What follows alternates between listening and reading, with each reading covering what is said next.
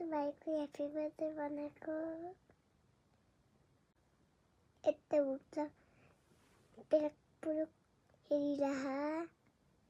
के गर्न होला सोचिरह होला अनि सबैजनाले ताली बजाए ह्याप्पी बर्थडे भनेको अनि यो चाहिँ मेरो भाइ र मामा हो यो चाहिँ भाइ र म यो चाहिँ भाइ यो नि भाइ यो म ल ह्याप्पी बर्थडे भाइ ह्याप्पी बर्थडे भाइ ह्याप्पी बर्थडे भाइ